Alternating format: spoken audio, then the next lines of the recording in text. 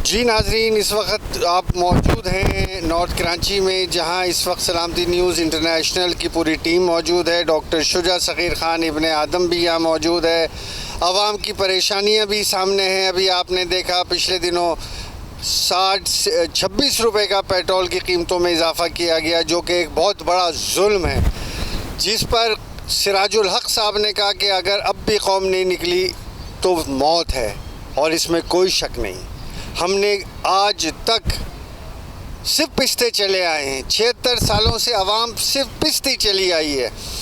अभी हमने जब एहतिजाज किया, जमात इस्लामी ने पूरे पाकिस्तान में हड़ताल की बिजली के मसले के ऊपर, तो नाजरीन आपने देखा कि हुकूमत ने कहा कि हम IMF के पास जा रहे हैं। IMF ने वाज़े तौर पे इनकार कर दिया कि बिजली के पैसों में कमी नहीं होगी। मैं मानता हूं कि IMF ने कहा, लेकिन ये जो स्लेब बनाई हुई है के इलेक्ट्रिक वालों ने, क्या ये IMF के कहने पे बनाई है? नहीं, ये इन्होंने सिर्फ़ और सिर्फ पैसा कमाने के लिए बनाई है। और के इलेक्ट्रिक में सरमायाकारी सियासतदानों की है, ब्यूरोक्रेसी की है, इस्टेब्लिशमेंट की है। इसका सारा फ़ायदा इस्टेब्लिशमेंट को भी जाता है, ब्यूरोक्रेसी को भी जाता है, साथ साथ उन हुक्मरानों को भी जाता है जो के इलेक्ट्रिक में पार्टनर हैं।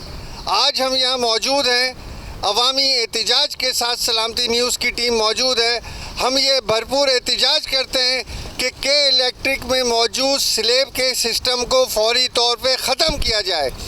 हम चीफ़ जस्टिस साहब जो नए आए हैं हमारे, हम उनसे भी ये अपील करते हैं कि वो फौरी तौर पे हम जिंदाओं के ऊपर स्लेब ना डालें।